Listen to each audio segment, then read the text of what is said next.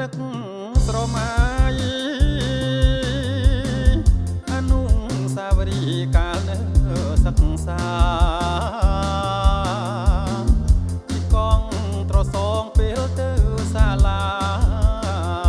កាត់វត្តលោកតាក្នុងបាក់ធំអ្វីភូមិកំពង់ភ្នំម្ដុំកំពង់ទឹកឆ្លងកាត់យប់ព្រឹកនៅនឹកស្រមៃទៅសាលារៀនព្រឹករៀនថ្ងៃឆ្លងកាត់អស់ហើយជីវិតតស៊ូ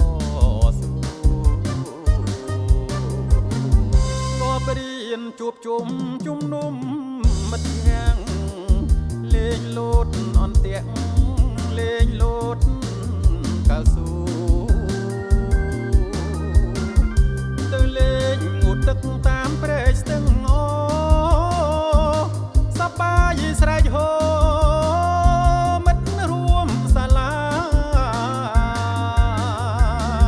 នឹកឡើងសប្បាយចិនកាយពីក្មេងគិតពីដើរលេងឪពុកម្ដាយថាឥឡូវប្រែអងសល់អនុសាស្រមៃកាលណាចិនដារីរាយ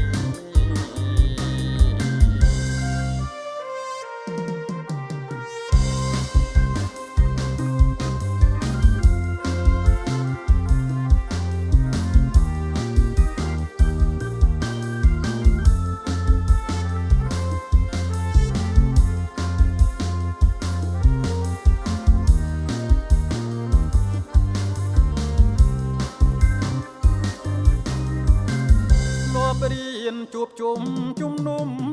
មិត្តយ៉ាងលេងលោតអន្ទាក់លេងលោតកៅស៊ូទៅលេងងូតទឹកតាមព្រែកស្ទឹងអូ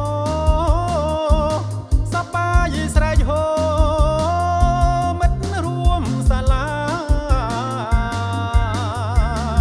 នឹកឡើងសប្បាយចិនកាយពីក្មេងគិតពីដើរលេងឪពុកម្ដាយថា